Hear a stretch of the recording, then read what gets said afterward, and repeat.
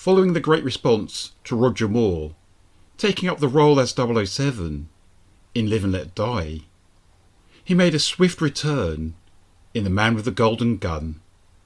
But things were about to change. I'm Stephen Archibald, and welcome to my movie podcast.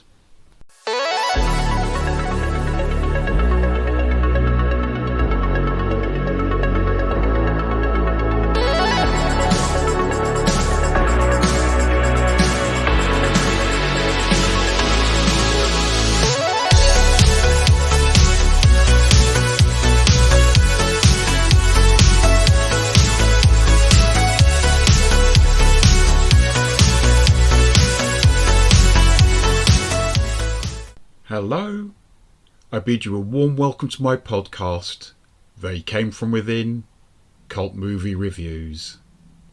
The Golden Shot. The Man with the Golden Gun, 1974. Directed by Guy Hamilton, The Man with the Golden Gun isn't just known for featuring an outstanding, record-breaking car stunt, labelled the Astro Spiral Jump, but also for being the Bond movie which would lead to the breakup of the partnership between the producers Albert R. Broccoli and Harry Saltzman, and from a budget of around $7 million, the film made a little over $97.5 million at the box office, which made it a relative commercial failure at the time, one which led the makers to seriously consider terminating the franchise. The backdrop to The Man with the Golden Gun is rather timely, as its plot was inspired by the energy crisis of 1973. This is the one where Bond has to get his hands on a precious energy-saving device known as the Solex agitator, whilst trying to avoid being eliminated by one of the world's greatest assassins. MI6 are first alerted to the threat on Bond's life when they obtain a golden bullet with 007 etched on it. They know that this is a direct threat from the dreaded assassin Francisco Scaramanga. The problem is, apart from knowing he has 3 nipples, they've no idea what he looks like. As viewers, we are of course privy to the fact, from the beginning, that Scaramanga is portrayed by the marvellous Christopher Lee. Lee was actually Ian Fleming's step-first cousin. And what's funny is that Fleming had recommended Christopher for the role of Dr. No, but only after the producers had already cast Joseph Wiseman. Hey-ho, the Hammer legend got there in the end. And Lee's very much his impeccable, classy self here. And I should add, Christopher Lee only got to play Scaramanga due to the fact that Jack Palance turned the part down. The Man with the Golden Gun is the 9th official Bond movie. It's based on Ian Fleming's 12th and last 007 novel, which was first published in April 1965, 8 months after Fleming had died. Not much of the plot from the source novel was used for the film. Tom Mankiewicz had once again been employed to write the screenplay. However, he had a serious falling out with the director Hamilton. Mankiewicz's story was dark, with Bond facing an epic duel with Scaramanga, who's depicted as very much being Bond's equal. Hamilton insisted on a lighter, more jokey approach, and so Mankiewicz was replaced by the Bond franchise's other regular writer, Richard Maybaum, which may partly explain why some of the dramatic and comedic sequences don't quite gel. The Man with the Golden Gun is notable for having 2 Swedish actresses play the main Bond women. The beautiful Britt Ekland had wanted to be in a James Bond film ever since she saw Dr. No, and she requested if she could play a part in this one. She was granted her wish by the producers and was given the role of Bond's accident-prone assistant, Mary Goodnight. The other significant part, that of Scaramanga's mistress, Andrea Anders, was given to the gorgeous Maud Adams. Guy Hamilton had encountered her in New York and realised she would be perfect for the role. His instincts were proved correct. So much so, Maud got to play another character in a different Bond movie starring Roger Moore. She played the titular villain in 1983's Octopussy.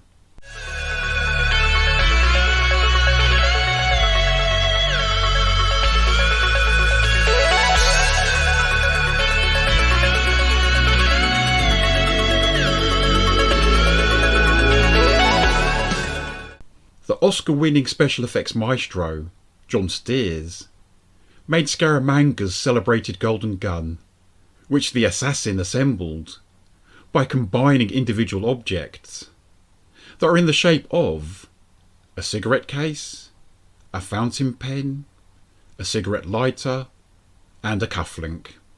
In one regard, this is a most unusual Bond movie, in that it has a rather low body count.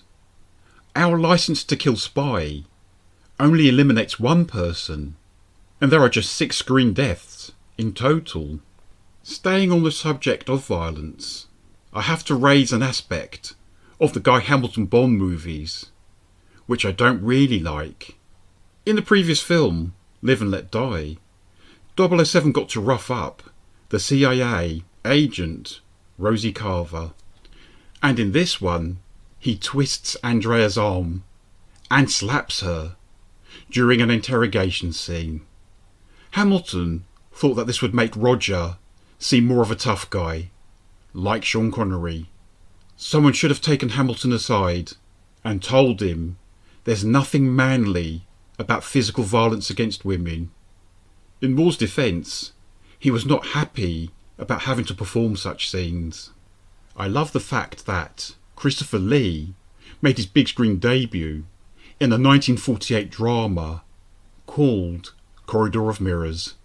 Rather apt when you consider both the beginning and towards the end of this movie. More to the point, it also marked the directorial debut of Terence Young, who directed the first, second, and 4th Bond movies. Oh, and Lois Maxwell, who played the much-loved Secretary Moneypenny in 14 of the Bond movies, is in Corridor of Mirrors too. The diminutive Hervé Villechaize appears in The Man with the Golden Gun as Scaramanga's accomplice in crime, Nick Nack. The role came to him just at the right time. When he was cast, Hervé was living out of his car in Los Angeles. Hervé led a life of highs and lows and found much success in the series Fantasy Island, starring alongside Ricardo Montalban. That is, until he was sacked prior to its final season. Plagued by serious health issues, Hervé took his own life on the 4th of September 1993. He was 50 years old. With George Martin having stood in for him on Live and Let Die, John Barry returned to compose the music score for this movie. Its theme tune was written by Don Black and performed by the Scottish pop singer Lulu. Alice Cooper had also prepared a Bond theme tune for this movie, which is not such a crazy idea when you consider the Oscar-nominated one Paul McCartney did for The Last Picture. Some filming was carried out in November 1973, revolving around the semi-submerged wreck of the RMS Queen Elizabeth in Hong Kong.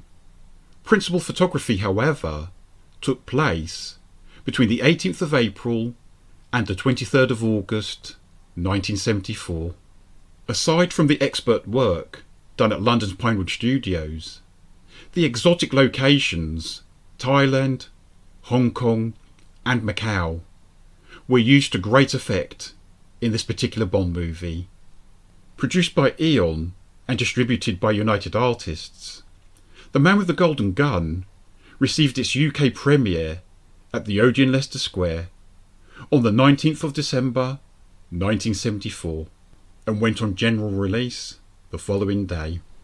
It's a great shame that The Man with the Golden Gun isn't as dark a movie as envisaged by Mankiewicz, but I think it's highly enjoyable nonetheless. I'm Stephen Archibald, and thanks for listening to my podcast, They Came From Within, Cult Movie Reviews. You can listen to all my episodes for free on Audible, Spotify, Podbean, and quite a number of other outlets. Thanks again, stay well, and goodbye for now.